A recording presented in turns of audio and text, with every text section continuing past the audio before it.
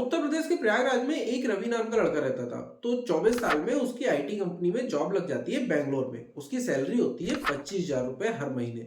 तो वो बैंगलोर शिफ्ट हो जाता है वहां पे जाके कुछ दोस्तों के साथ वो रूम ले लेता है, क्योंकि इतनी सैलरी में बैंगलोर में अकेले रहना बहुत मुश्किल होता है। तो उसने जाके दोस्तों के साथ अपने रूम ले लिया। 2-3 महीने वो ऑफिस जाता है और उसके बाद, क्योंकि प्रयागराज का रहने वाला था और उत्तर प्रदेश में भौकाल तो अलग ही चलता है, तो उसे लगा कि यार अब तो सैलरी आने लगी है, नौकरी मिल ही गई है, मुझे एक बाइक ले लेनी चाहिए। तो वो क्या करता है कि एक बुलेट गाड़ी ले लेता है, जो कि 3 लाख रुपए की आती है, इससे महंगी भी आती है। तो वो क्या करता है कि बुलेट खरीदने के लिए घर पे फोन करता है, क्योंकि उसमें डाउन पेमेंट भी लगनी है। अब डाउन पेमेंट तो उसके पास थी नहीं, क्योंकि जॉब करते करते तो 2-3 महीने हुए उसको भी।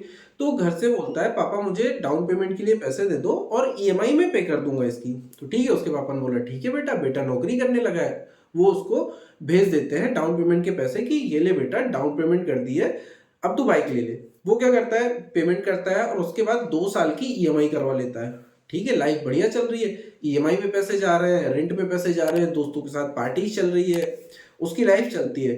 2 साल बाद क्या होता है कि अब 2 साल जॉब करते करते हो गए, और यूपी में क्या होता है कि भाई, यूपी में क्या, मुझे लगता है हर जगह का यही है कि लड़का सेटल हो गया है, कमाने लगा है, अब उसकी शादी का देख लेते हैं कि भाई शादी उसकी करवा देते हैं। तो 2 साल बाद उसकी शादी देखने लगते हैं और उसकी शादी तय हो जाती है। तो शादी के टाइम पर क्या होता है कि उसके पापा उससे बोलते हैं कि बेटा शादी अब तेरी तय हो गई है, तो शादी के लिए अगर कुछ पैसे रखे हो तो दे दे, घर पे कुछ इंतजाम करवा लेते हैं। तो वो कहता है, पापा मेरे पास तो पैसे है ही नहीं है। अब पैसे उसके पास बचे भी कैसे, क्योंकि वो तो ईएमआई भर रहा है बाइक की, डाउन पेमेंट भी घर से ली थी, उसने सेविंग कभी की नहीं कि कुछ पैसे उसको बचा के रखने हैं। तो वो ईएमआई भरते गया, दोस्तों के साथ पार्टी करते गया। तो उसके पापा ने कहा कि चलो ठीक है, कोई बात नहीं, ये भी हम कर लेते हैं। तो ठीक है, ये बर्डन भी उसके ऊपर से चला गया, सारे खर्चे घर वालों ने किए।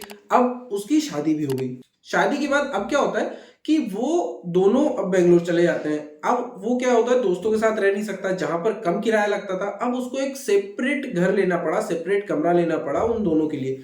तो अब उसका रेंट बढ़ गया, क्योंकि पहले 4 लोग रहते थे तो चारों में उसका रूम रेंट जो है डिवाइड हो जाता था। अब उन दोनों को अकेले रहना था, उसे अकेले पे करना था, तो वो रेंट भी बढ़ गया। खैर 2-2.5 साल में जॉब करते करते उसकी सैलरी में इंक्रीमेंट भी हुआ था, 25,000 से वो सैलरी लगभग 35,000 हो गई थी।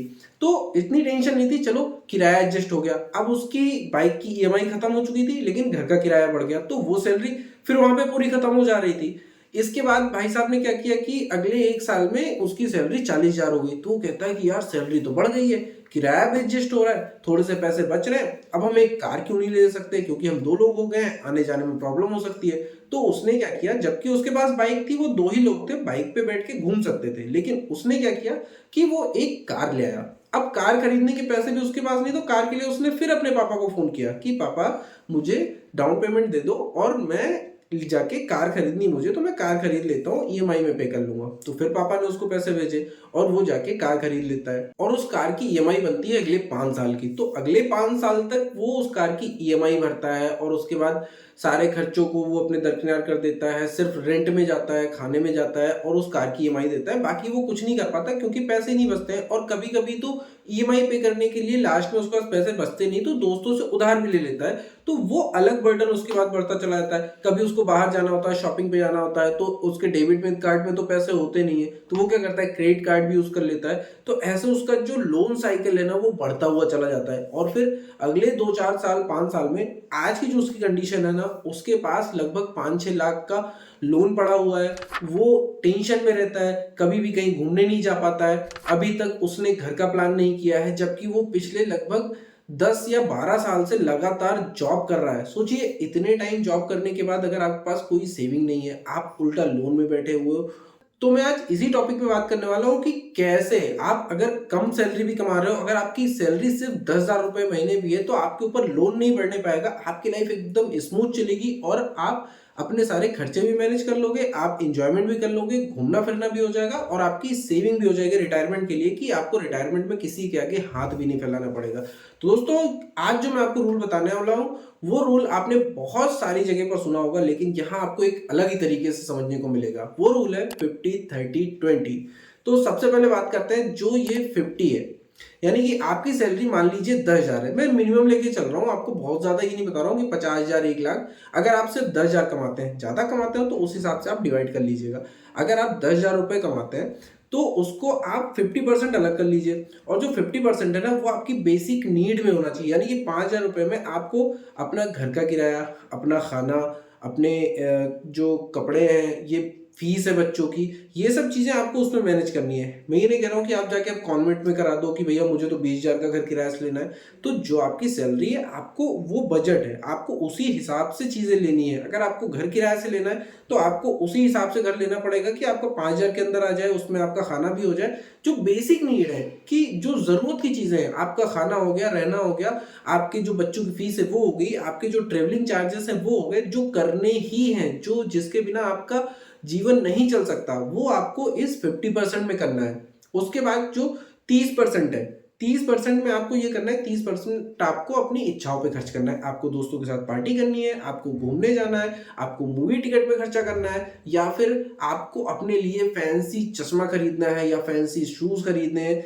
ये सारी चीजें अगर आपको खर्च करनी है तो वो आप इन 30% में कर सकते हो। यानी कि ऐसा नहीं कि सारे पैसे बचा लेने हैं या फिर सारे पैसे किराए में झोंक देने हैं। आपको अपनी लाइफ प्रॉपर एंजॉय करनी है। आपको इसी बजट में तय करना है कि आपको कहाँ घूमने जाना है, कौन सी मूवी देखने जानी है, कौन सी फैंसी गॉगल्स खरीदने हैं, या फिर कौन सी फैंसी घड़ी खरीदनी है। क्योंकि आजकल लोग क्या करते हैं ना कि उनको ये लगता है कि भाई आज सैलरी मिल रही है तो इसको आज ही खर्च कर लो, कल किसने देखा है। जो ये जेनजी जनरेशन है ना, सबसे ज्यादा इनके दिमाग में जो लोचा है ना, ये मुझे समझ नहीं आता है कि अगर इनको 20,000 रुपये सैलरी मिल रही है ना तो इन्हें लगता है कि भाई घर का रेंट दो, उसके बाद पूरे पैसे खर्च कर दो। इन लोगों के साथ होता क्या है कि सैलरी अगर 2 तारीख को आती है ना तो 3 तारीख की शाम होते होते जेब खाली हो जाती है। उसके बाद सिर्फ ये कड़की में जीवन बिताते हैं।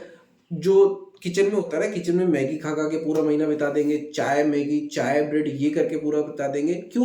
क्योंकि पूरे पैसे तो पार्टीज पे खर्च कर देते हैं। अगर उसके बाद भी पैसे नहीं बचते तो क्रेडिट कार्ड यूज कर लेते हैं कि भाई अगले महीने अगली सैलरी आते आते तक क्रेडिट कार्ड का बिल इतना बढ़ा देंगे कि उसकी पेमेंट करने में ही उनकी पूरी सैलरी चली जाती है। फिर मकान मालिक अलग चिल्लाता है कि भैया हमारे घर का किराया नहीं दिया है, किराने वाला अलग चिल्लाता है कि किराने के पैसे अभी तक पे नहीं किए हैं, दूध वाला अलग बोलता है कि भैया कल से दूध नहीं दूंगा क्योंकि आपके पेमेंट नहीं हुई है। और फिर क्या होता है कि आपकी बेसिक नीड भी पूरी नहीं हो पाती है, आपके जो एंजॉयमेंट है वो भी पूरे नहीं हो पाते हैं क्योंकि दिमाग पे लोड रहता है लोन का, और उसके बाद आपकी सेविंग भी नहीं हो पाती है। तो इन चीजों को मैनेज करने के लिए आपको जो 30% है ना वो सिर्फ आपको एंजॉयमेंट पर रखना है। आपको ये स्ट्रिक्टली फॉलो करना है कि ये 30% ही है। इसको अगर आपकी सैलरी 1 लाख है तो उसमें से 30% यानी कि 30,000 आप अलग कर लो। भैया इस 30,000 में चाहे आप पार्टी कर लो, चाहे आप विदेश घूम के आ जाओ, या फिर चाहे उसको लुटा दो, चाहे उसके फैंसी गॉगल खरीद लो 10-10 हज़ार के 3, या जो करना है आप कर लो। लेकिन आपको वो खत्म हुआ तो आपको कुछ नहीं करना है उसके बाद। इसके बाद आती है 20%। 20% जो आपका बचता है ना वो आपको सेव करना है, और सेव करके उसको कहीं ना कहीं इन्वेस्ट करना है। आप म्यूचुअल फंड में इन्वेस्ट कर सकते हो, आप एनपीएस कर सकते हो, आप एफडी कर सकते हो, या फिर कोई ऐसी जगह जो भी आपको सही लगे आप उसमें इन्वेस्ट कर सकते हो। इन्वेस्ट करने से पहले अपने फाइनेंशियल एडवाइजर से बात करके जो सबसे सही जगह जहां पर आपको ज्यादा रिटर्न मिलता है आप वहां पे इसको इन्वेस्ट कर सकते हो। और एक चीज हमेशा याद रखिएगा कि जब सैलरी आए ना तो ये 20% वाला हिस्सा सबसे पहले निकलना चाहिए। हमेशा याद रखिए कि खर्चे बाद में, सेविंग पहले। आपको पहले सेविंग वाले पैसे निकाल देने, फिर जो बच रहा है उसमें खर्चा करना है। ना कि आप ये सोचो कि यार हम चलो पहले खर्च कर लेते हैं, महीने के लास्ट में जो बचेगा उसको सेव कर लेंगे। क्योंकि जब आप ऐसा सोचते हो कि यार हम पूरे महीने खर्च कर लेते हैं, आखिरी में जो भी बचेगा उसको सेव कर लेंगे, तो ऐसे में क्या होता है ना कि आपके पास कुछ बचता नहीं है, उल्टा लोन और चढ़ जाता है। आप दोस्तों से ले लेते हो, दोस्तों से अगर नहीं ले पाते हो तो क्रेडिट कार्ड से स्वाइप कर लेते हो, उसके पैसे बढ़ते रहते हैं। तो जब ये साइकिल चलने लगता है ना तो आप फिर लॉस में जाते हो, आपके ऊपर लोन बढ़ने लगता है, एक्स्ट्रा बर्डन बढ़ने लगता है। तो इसलिए हमेशा जो ये 20% सेविंग है ना ये निकाल के एक सही जगह पर इन्वेस्ट कर दीजिए, जो कि आपको लॉन्ग टर्म में बहुत अच्छा रिटर्न देके जाएगा। आपके रिटायरमेंट के लिए आपको टेंशन नहीं लेनी है कि मान लो कभी आपके पास कोई प्रॉब्लम हो गई या नौकरी छोड़नी पड़ी तो एक अमाउंट आपके पास बचा हुआ रहेगा जो सेव किया हुआ है आपने, वो आपके काम आएगा, आपके काम भी आएगा, आपकी फैमिली के काम भी आएगा, और रिटायरमेंट पे आपको किसी के ऊपर डिपेंड रहने की जरूरत नहीं पड़ेगी। और जब अगर आप इसको म्यूचुअल फंड में इन्वेस्ट करते हो तो म्यूचुअल फंड में आपको कंपाउंडिंग के थ्रू ये बढ़ता रहता है। कंपाउंडिंग तो आप सबको पता ही है कि उसमें कैसे एक मैजिकल रिटर्न मिलता है आपको। तो कभी भी रवि मत बनिए, क्योंकि जब आप रवि बनेंगे ना तो हमेशा टेंशन में रहेंगे और अपने साथ साथ अपने परिवार को भी परेशान रखेंगे। ना आप खुश रहेंगे, ना आपका परिवार खुश रहेगा, और आप अपनी लाइफ को भी कभी भी इंजॉय नहीं कर पाएंगे। सिर्फ उसी रगड़ घिस में लगे रहेंगे और पूरा जीवन सिर्फ काम करेंगे और लोन भरते रह जाएंगे। तो इसलिए जब आप अपनी सैलरी को 3 पार्ट में डिवाइड करते हैं, उसके ऊपर 50, 30 और 20 रूल को अप्लाई करते हैं, तो आपकी ज़िंदगी बहुत ही अच्छी चलती है। आपके ऊपर कोई भी लोन नहीं आता है, आपको टेंशन लेने की ज़रूरत नहीं है, और आप हर चीज़ को एंजॉय करते हैं। ऐसा नहीं कि आपको बेसिक नीड में ही सारी चीज़ें झोंक देनी है कि यार राशन ले आए तो आप पूरी सैलरी का राशन नहीं भर दिया, कपड़े खरीदे तो पूरे का कपड़ा ही भर दिया, फीस भरनी है तो पूरे साल की फीस भरा है। ऐसा नहीं है, आपको हर चीज़ें प्रॉपर करनी है, उसी हिसाब से आपको मैनेज करना है हर चीज़ें की जितनी भी चीज़ें आप डिवाइड कर रहे हो 30% है तो 30% में ही आपको अपनी इच्छाएं पूरी करनी है। अब उसके हिसाब से आप अपनी इच्छाएं बढ़ाओ, क्योंकि आदमी की इच्छाएं तो कभी खत्म नहीं होने वाली है। अब मेरी इच्छा है यार मुझे हेलीकॉप्टर से ऑफिस जाना है, तो और मेरी सैलरी है 50,000 रुपये, तो ये पॉसिबल नहीं है। तो पॉसिबिलिटी के हिसाब से आप इसको डिसाइड कीजिए, ना कि अपनी इच्छा है कि यार मेरी इच्छा इतनी है और मेरे पास इतने 30% ही बच रहा है तो मुझे ये नहीं करना है। तो हर चीज़ें नहीं है पॉसिबल। तो इन चीज़ों को, लाइफ को अच्छे से रखने के लिए, खुश रहने के लिए इसको फॉलो करना बहुत ही ज़रूरी है। तो इसको स्ट्रिक्टली फॉलो कीजिए और फॉलो करके बताइएगा ज़रूर कि ये काम करता है या नहीं करता है। मेरे हिसाब से तो ये बहुत ही सही चीज़ है और काम करती भी है। आप अपना ओपिनियन कमेंट बॉक्स में लिख के ज़रूर जाइएगा। फिर मिलते हैं एक नए वीडियो में, तब तक के लिए जय हिंद, जय भारत।